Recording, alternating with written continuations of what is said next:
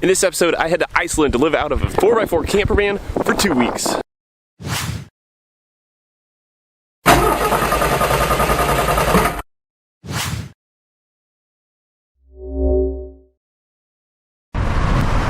Welcome to the channel, I'm Grant Tommy, this is Street 6 Fan, and as you saw in the intro, we're in Iceland. We rented a 4x4 camper van, and we were living out of this thing for 2 weeks. So normally this is where I tell you this is the home for offbeat hot rodding, but today it's, well, you know, what's mainstream about a 4x4 van? So let's take a look at what this thing comes with and why it's a good idea to rent from happy campers when you come to Iceland. And door number one, of course, driver's seat, and then we come over here and we have our kitchen, right? We have a pantry down below, we got all of our storage, we've got sink and countertop space, and right behind us here, we have a cooler, more of like a refrigerator of sorts. It's powered on backup batteries, so overnight it keeps things at 35 degrees Fahrenheit. So we come around to the back.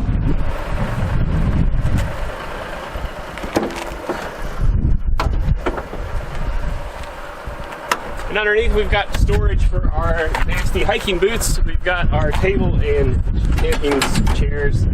Storage underneath. Of course, bed, I would say it probably folds out to about the size of a full-size bed. I'm 6 foot tall and my feet kind of hang off the end a little bit at night, but hey, it works.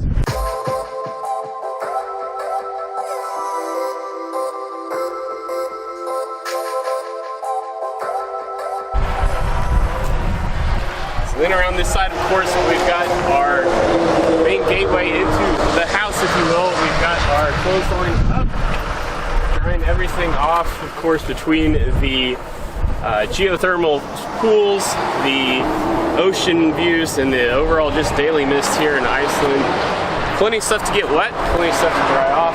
Got rain jackets hanging on the two seats, and then maybe the most important thing, they call this the Happy 2. It's the only size, so there's a 1, 2, and a 3, and the Happy 2 comes in 4x4, and we elected to go 4x4 because, well, one, we got a cool snorkel.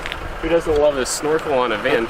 But this gives us access to F-roads in Iceland, so we can go places where you can't necessarily go with just a two-wheel drive car, and we even got to do a water crossing. So, anyway, money well spent. We've been enjoying our time. We're about 5 days into the experience here, so finally some sunshine and nice weather. We were able to air the thing out because, as you can imagine, after 5 days living inside one of these things, well, I mean, you know, it might start to stink a little. But anyway, we've been loving our time, but let me just show you some more of the features of the Happy 2.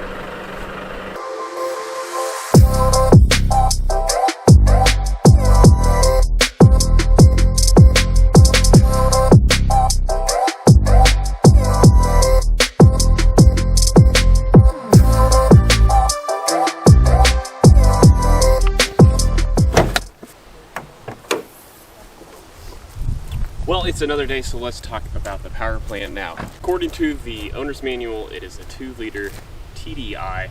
Gotta tell you, the power-wise, I've been pretty impressed with as small as this motor is, how well it's held up. But before we go crowning this any sort of power champ, let's be realistic about the speed limit here in Iceland. It is never more than 90 kilometers an hour, which, if I've done my math correctly, that's really not asking this thing to go more than about 56, 57 miles an hour. So. But anyway, impressed with the power. It's been sufficient for what we need it to do.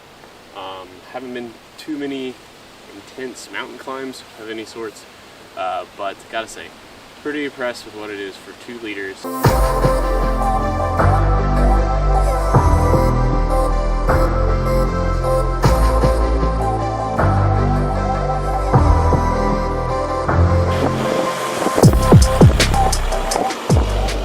Inside, some details that I didn't quite get to last go around is this guy, this tablet that the Happy Campers hooked us up with.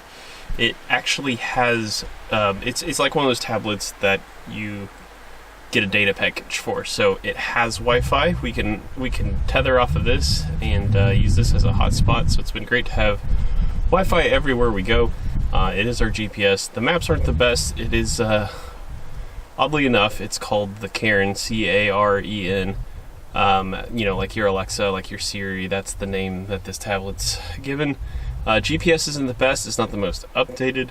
However, another nice feature about it is they have a chat function that if you have a question, you can send it right back to Happy Campers via the tablet. So that's been kind of nice.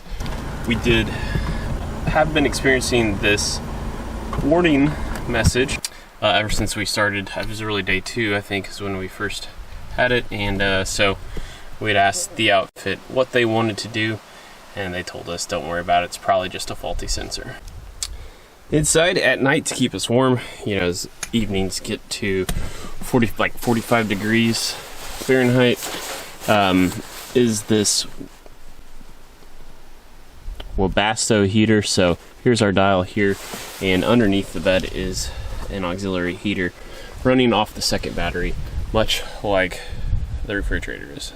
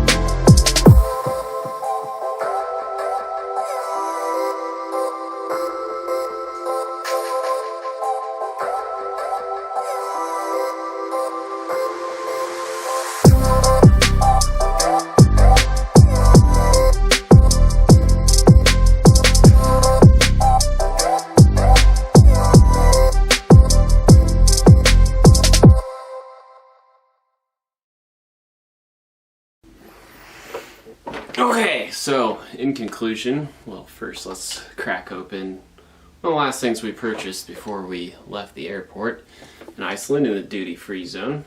Some Einstock Icelandic white ale. One of the best beers I had my whole time there. Although we did a brewery tour of Seagull 67, and I would say that was definitely the best beer I had in Iceland. But was it worth it to rent a 4x4 van in Iceland? Super short answer is yes. So if you want to get outside of the Golden Circle, if you want to get outside of basically the greater Reykjavik area, Iceland is still a fairly, I don't mean this in a bad way, but underdeveloped country. Just the population density is such that there's really no reason to pave roads everywhere, right? So there's a lot of dirt and gravel road experiences to go out and see some of the far-reaching areas, some of the waterfalls throughout the country, things like that. Go on some of these movie scene hikes, I guess I'll put it that way. You know, it's the geography of that country is just something that I can't even put into words. And so what I'm getting at is that in Iceland, they do have what are called F-roads, and you can only take 4x4s down those roads. Now, we didn't go on very many of those, and so there's definitely gravel roads you can drive on with two-wheel drive cars, but when you're whipping around mountainsides, you're in fog, you're on potholes and washboardy roads, the confidence and the security and the peace of mind that four-wheel drive gave us, hands down, was worth the money we spent going with the 4x4 version of the Happy 2 from Happy Campers. I appreciate everybody making it this far in the video. I guess I'll say cheers to you. Remind you to like, comment, share, subscribe. I don't care which one you do, as long as you do one. It really helps the channel out. Oh, and if you want to plan your own trip to Iceland, highly recommend you check out the other YouTube channel, Iceland with the View. Otherwise, I guess we'll close it out the way I do all the other videos. To all my 6 fans out there, thanks for watching.